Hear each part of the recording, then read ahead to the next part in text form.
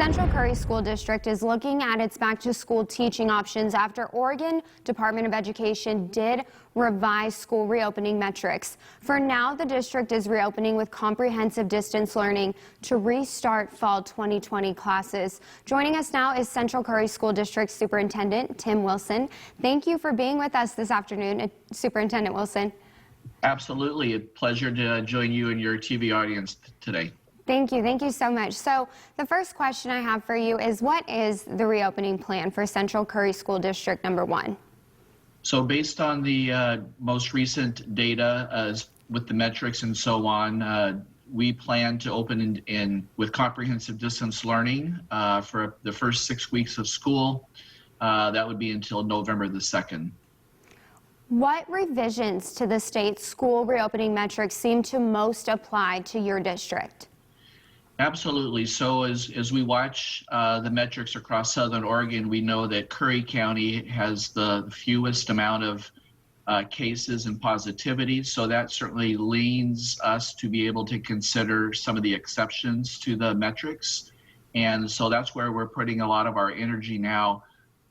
Even though we announced that we're going to start with the CDL, we hope to announce plans to open up to other groups, because all of our schools are under 250 students and believe we can meet those new requirements. We just need a little bit more time to investigate that. Now, when we talk about these metrics revisions, do you think that it presents your school district with more of an opportunity or a challenge? Actually, it is an opportunity.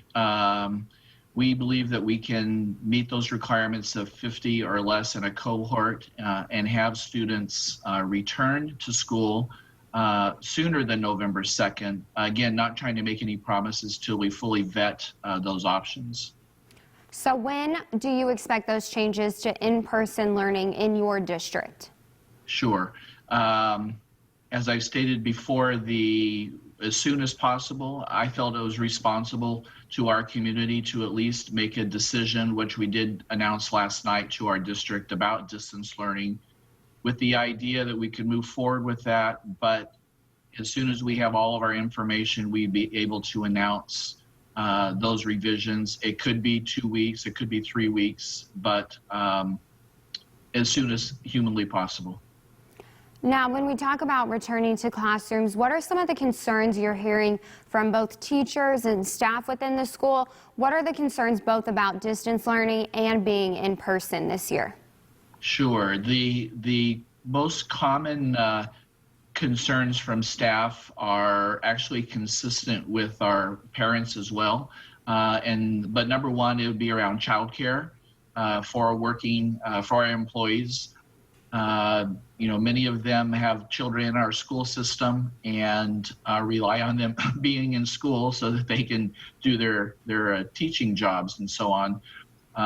The other one is we do have a little more aged staff, if you will, experienced, and so the high risk for health is certainly a concern for many of our staff members. Those are really the two primary ones.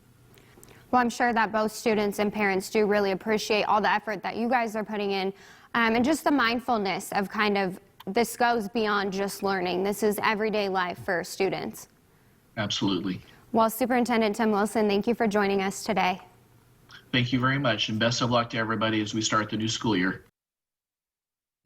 During Newswatch 12 at 5 tonight, Superintendent Wilson talks about the student response to fall classes and the advice he'd give to Oregon's Department of Education.